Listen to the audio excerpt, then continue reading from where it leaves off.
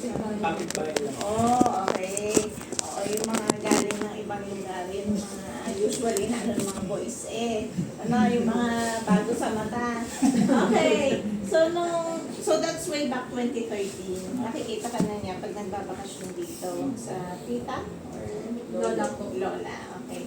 So that time, ano yung nung una mo siya nakita, January, ano yung una mong impression kay Justin? Basta po, una ko siya nakita, sabi parang gusto ko to eh. Talaga, talagang Tapos, parang kung naganda ako sa kanya dahil sa salmi niya, bagay na bagay sa kanya. okay. So parang talagang, bigla, talagang naano ka. Okay. So una, love at first sight pala ito. Ikaw naman, Justin, kailan mo siya unang napansin? Hindi ko po siya kilala kasi po pag nagbabakasyon po kasi bakasyon lang talaga. So, nung nabasa ko po yung apelido na pamilya, Okay. tapos, ayun, nireply ako po siya kasi nga baka isumbong niya ako sa mga Kasi kamag-anak. kapit-bahay. Dapat di ka namamansin, kala mo ganda mo. So, pero that time, nung una ka nag-chat sa kanya, anong intention mo? Talagang manliligaw ka? Opo. Oo. Pero ikaw, Justin, nung una ka naka-receive sa kanya, alam mo nang nararamdaman mo na bang manliligaw siya sa iyo? May gusto siya sa iyo? Asyumera ba ako? Hindi naman po, pero parang umiiwas lang din po ako kasi nga, may boyfriend po ako nung Oh, okay. So, ano ka? Medyo iwas ka dahil syempre, Okay. ano ka noon. Okay. So, nung nalaman mo, Justin, na may boyfriend, John Ray, na may boyfriend pala si Justin, anong ginawa mo? Tinuloy mo pa din? Hindi na po.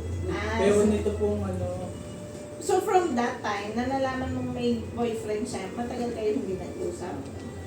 Okay. So, this last year lang kayo nagkaroon. Oo. So, from 2013 to 2025, nagkaroon ka ng girlfriend, Justin? Ako po yung Justin. Ay, sorry, John Ray. Wala. Okay. So, pero si Justin, nagkaroon ng mga boyfriend? Okay. So, talagang siya lang talaga ang gusto mo, John Ray. Okay. Talaga naman. Ayaw maliwanag ni ni Justin. Parang may nakita yata sa Okay. So since last year, paano kayo nagka-reconnect? Sabi mo nangamusta ka kay Justin. Tapos, anong... nag-chat naman po siya. Tapos, gaming-gaming konti, pwede makipagkaibigan. Kunwari, pagkakaibigan lang. Okay. Kamusta? Okay. So, hanggang sa nauwi na pong manligaw, umamin. Okay. So, parang dinaan mo muna sa pangangamusta. Okay.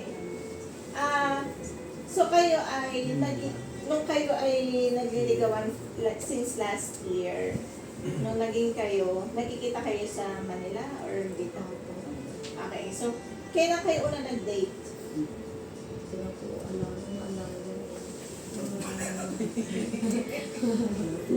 Saan kayo unang nag-date? nagawan po. Sa Megawan. Okay. Kayo ay kumain sa labas, nanood ng sine?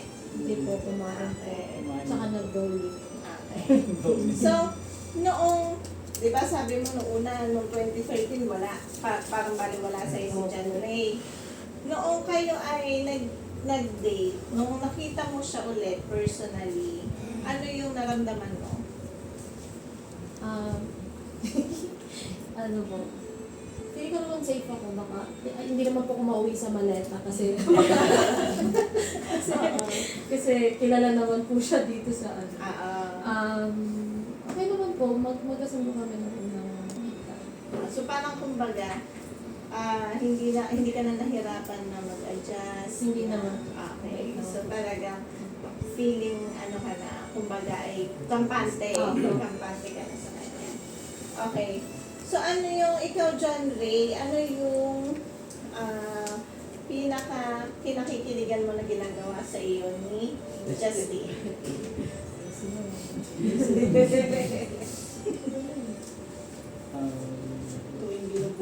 ganyan. Minsan po. Ano yung parang feel, yung nararamdaman mo talaga yung pagmamahal niya sa'yo.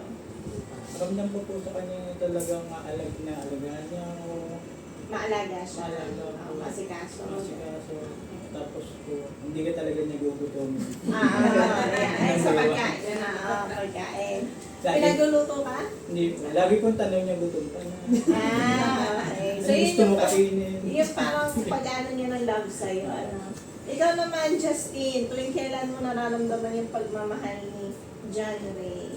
Ano po, pagkatapos namin mag-away. Hindi, Okay. kasi po ano siya, pag may nire-raise akong issue sa kanya, makikita ko naman po agad na kinokorrect niya, pero hindi niya pinapagawa.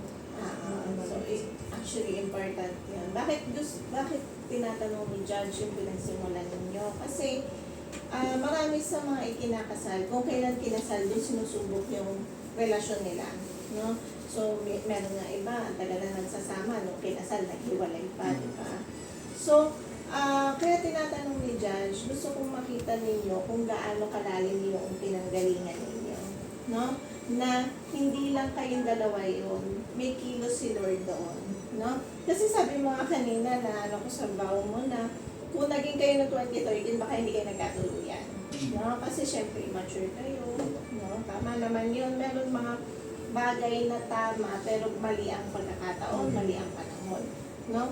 And yun nga siguro yung galaw ni Lord doon na last year, nagkaroon ka ng lakas ng loob or nagkaroon ka ng desire na mag-reconnect.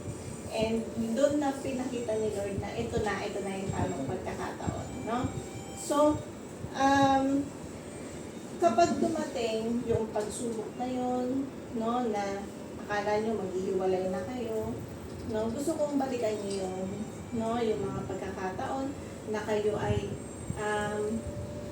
ay pinagtagpo ulit ni Lord, no, na kayo ay kumbaga gumalaw yung kamay ni Lord sa inyong relasyon, no, at kung bakit kayo humantong dito sa kasalang ito, so kanina na-explain ko sa iyo, John Ray, na may dinadala ang iyong misis, kung anong mararanasan niya, lalo na first pregnancy niya. Ito kasi ay pang-5 ko na, so alam ko na yan. Kaya yung advice na binibigay ko sa inyo, yan talaga yung pinagdadaanan ng mga babae, no?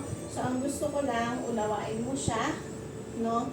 Bigyan mo siya ng yung pinakamahabang pasensya na kaya mo ibigay, yung tulong na kaya mo ibigay sa kanya. O work from home siya, pero hindi ibig sabihin na pag lumabas ang bata, ay wala na siyang, kumbaga ay nakakapagpahinga siya. No? So ikaw, kahit napagod ka sa trabaho, pag uwi mo, siguraduhin mo nakakain na ba siya, nakaligo na ba siya, nakapagpahinga na ba siya. No? Kasi minsan, lalo na pag newborn, kahit yung mga basic na necessities ng babae, nakakalimutan yan. Katulad ng pagligo, sobrang luxury na yan na magtagal ka sa banyo. No? Kasi minsan, ilang minuto lang na wala ka, iiyak ang bata. No? So, bigyan mo siya ng ganong pagkakataon na magkaroon ng chance na alagaan ulit yung sarili niya. No? At bukod doon, syempre, kasi ang baby, hindi ang pagbabayaan ng ina. No? So, ikaw bilang husband, bilang asawa, ikaw ang mag-aalaga sa ina. No? So, kung halimbawa na kayo ay lalabas, ang nanay magpapadede, ikaw ang magsusubo sa nanay. No? Ikaw magpapakain sa kanya. At syempre, pag lumabas ang bata, priority niyo muna siya. No? Kasi kailangan kayo ng bata. No? Pero hindi ibig sabihin na nakakalimutan niyo na ang isa't isa. No? Baka kung pwedeng paminsan-minsan, ibigay niyo muna kay nanay, no? Yung bata at mag-date kayong dalawa. No? Baka naman pwedeng ganun paminsan-minsan, Kasi pag kayong dalawa ang nasira, sira ang buong pamilya ninyo.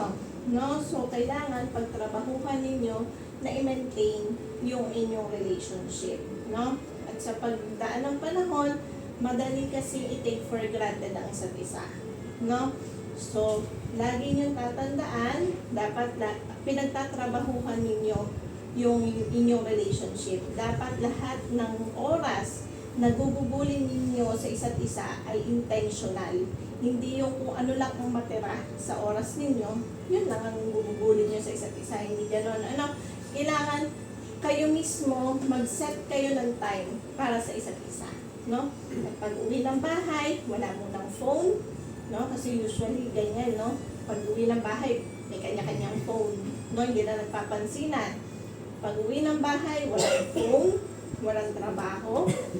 Kayong dalawa lang o kayong pamilya lang. No? So magsasalo sa isang hapag, magkukwentuhan kung ano nangyari sa buong araw. No? Kasi pagka nakalimutan niyo yun, pagka phone ang inuna ninyo, kayong dalawa sa paglipas ng panahon ay masisira kayong dalawa. Hindi man dahil sa cheating, hindi man dahil sa isang mabigat na kasalanan, pero yung unti-unting pagkawala ng connection ninyo, doon kayo masisira. So, dapat iwasan natin yan. Ano? Okay, so, kayo ay maaari na ulit tumayo kayong dalawa.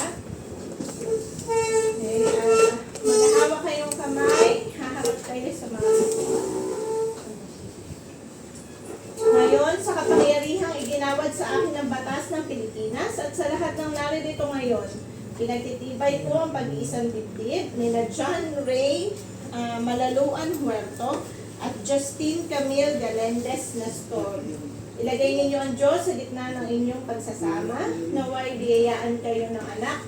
Ayon sa plano ng Diyos, harapin ninyo ang lahat ng balakid at suliranin na magkasama at may pananampalataya sa Diyos. Tapos na po ang ating seremonya. Congratulations! Maaari nyo na ipakita ang inyong pag-ibig sa pamamagitan ng halik.